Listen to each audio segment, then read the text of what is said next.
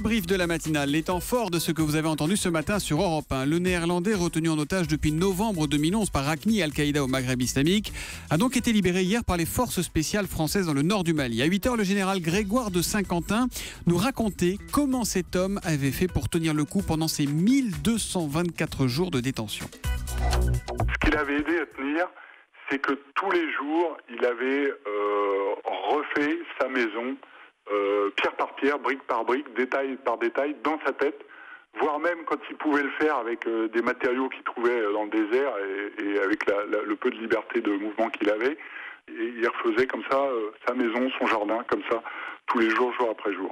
Le patron des forces spéciales françaises, le général Grégoire de Saint-Quentin. Notre journaliste Didier François a lui aussi été otage pendant 10 mois et demi en Syrie. À 6h45, il répondait à vos questions dans Europe à vous répond. Je lui ai demandé pourquoi les forces françaises, précisément, n'étaient pas intervenues pour le libérer à l'époque.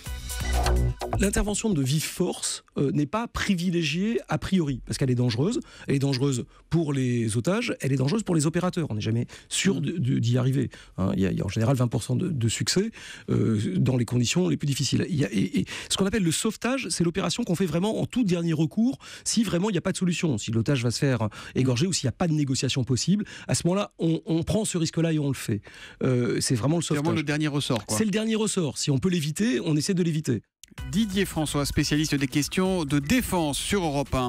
C'est aujourd'hui la journée mondiale de la santé dédiée à la sécurité sanitaire des aliments. On vous en parlait à 7h30 avec notamment la directrice générale de l'OMS qui va à Rungis aujourd'hui. Beaucoup de questions, beaucoup de réactions sur le sujet. Nous en avons une de Marie sur europe1.fr qui demande à quelle température doit-on régler son frigo pour éviter les bactéries. Mélanie Gomez, je vous la retourne cette question, spécialiste des questions santé. Alors la température idéale dans le frigo, elle se situe entre 0 et 4 degrés. C'est en tout cas la température qu'il faut absolument avoir au point le plus froid du frigo pour éviter donc le développement de germes. Alors en général, cette zone la plus froide, c'est la partie basse du réfrigérateur, juste au-dessus du bac à légumes. C'est donc dans cette zone qu'il faut placer les aliments les plus sensibles, c'est-à-dire les poissons crus ou les restes de plats de viande, par exemple en sauce. Alors comment être certain que le frigo est à la bonne température? D'abord, il y en a pas mal aujourd'hui qui l'indiquent, mais pour les frigos les plus anciens, je vous donne une petite astuce. Alors il suffit de placer un verre d'eau dans le frigo, un thermomètre dans le verre d'eau, et vous attendez 1 heure, et au bout d'1 heure, ce thermomètre va vous indiquer la température exacte qu'il fait dans le frigo. Voilà donc pour ces explications signées Mélanie Gomez. Et puis Valérie Lemercier était ce matin mon invité pour l'interview Vérité en direct. Je lui ai demandé qui elle verrait pour lui succéder dans le rôle de Béatrice de Montmirail dans Les Visiteurs évidemment. Écoutez sa proposition. Moi, j'avais pensé à Ségolène pour me remplacer dans Les Visiteurs. Oui. Je trouvais que c'était juste. Ça pouvait le faire, oui. Oui, mais je pense que c'est pas elle. Ah, c'est qui? Je sais pas. C'est pas vous, ce sera pas vous? Non. Ce sera pas. J'ai pas été approchée non plus pour les. Non, comme j'ai pas fait le 2, je pense qu'on va pas me proposer le 3. Ouais. Mais si on vous le proposez, vous regarderez le scénario quand même ou pas? Ouais, pourquoi pas. Ah. Mais non, mais je pense qu'ils sont déjà partis en tournage et puis chacun sa route.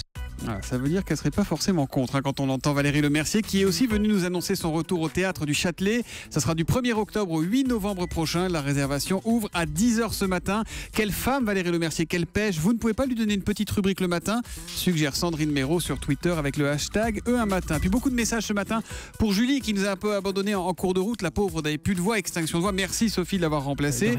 J'embrasse notre Julie nationale, nous écrit Benjamin sur Facebook. Bon repos Julie, revenez-nous avec votre belle voix habituelle et merci à Sophie d'avoir répondu présent au pied levé pour vous remplacer. Voilà pour les messages. Vous continuez à réagir sur europe1.fr, sur Facebook, sur Twitter avec le hashtag #E1matin ou au 39 21.